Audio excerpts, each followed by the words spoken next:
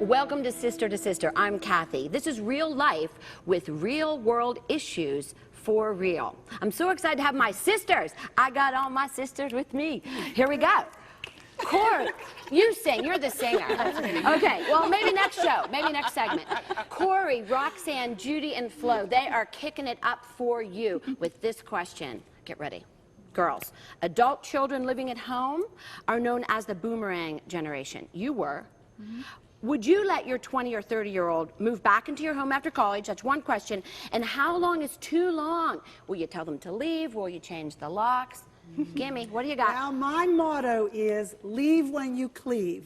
A man shall leave his mother and father and cleave to his wife. So that if you are mature enough to handle it, your child is mature enough, you share bills, you share responsibilities, household chores. I think that there is a place in the Word for that child who needs to or wants to stay at home until they cleave. Wants to is the key. Okay, you stayed at home with your mom. Well, what happened is I went to college, but then I had a tragic circumstance happen in my life that I had to leave out of state. It was horrible, and I didn't know where to go. And I knew that God was saying, you need to go where you're loved, you can be healed, you can get back on your feet again. So I did move back home, and it was so awesome. I mean, I would have never wanted to go through that, but I'm glad I did. And then when did you meet your husband? And then that's what happened. That is what happened. I wouldn't have moved back home if I didn't have that circumstance that happened. Moved back home, I was planning on, I had a plan. I think that's important if you do have children that move back home. Make a plan so they do leave. But I had a plan. I was going to leave out of state again, met my husband. And, you know, I stayed then until I did get married and I left. And God is so great. Flo, you have kids at home. Yeah, I do. But I think the other side of that is that sometimes we're so busy trying to give our children what we didn't have, we forget to give them what we did have. And so, again, that key word, balance.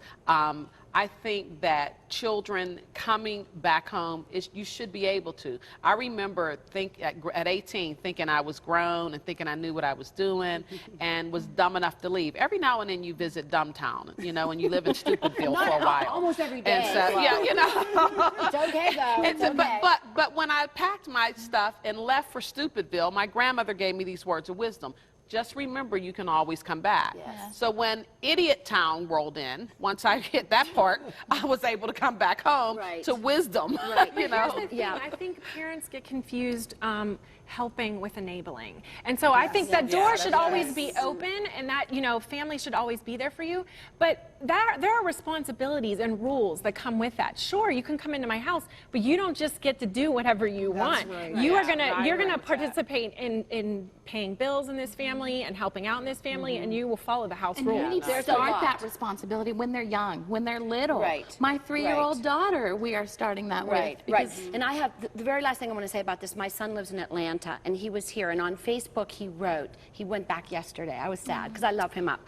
He wrote, I don't know if I'm going home or leaving home. And I wrote, well, yeah, home is here, Pittsburgh, PA, yeah. Okay, but anyway, are we raising a generation too reliant on our parents? Are we doing too much for them?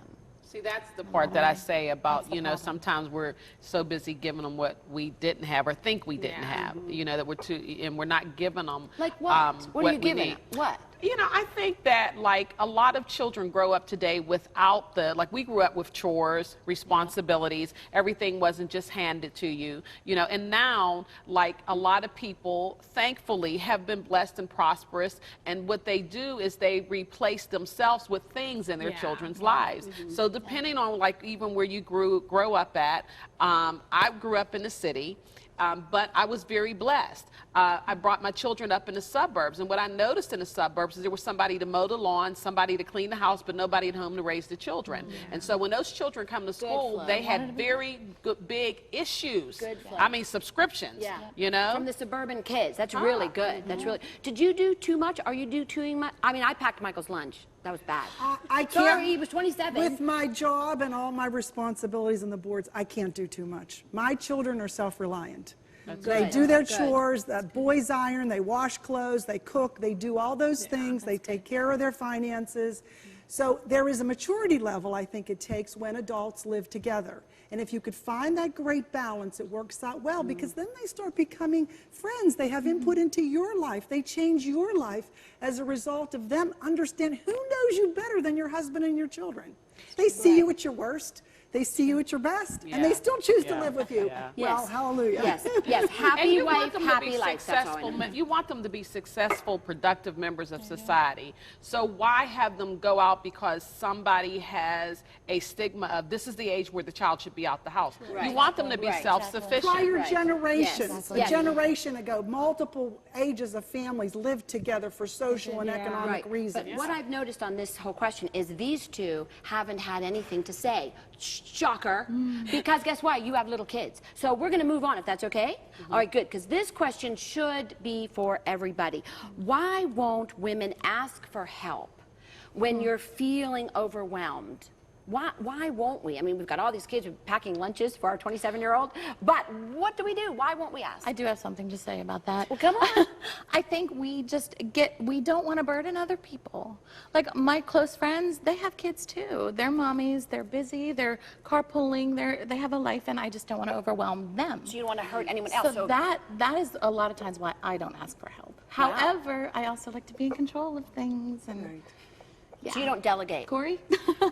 Honestly, I mean, yes, there's a time and place to help friends and to ask for help. But I feel like we need to focus more on why are people feeling so overwhelmed.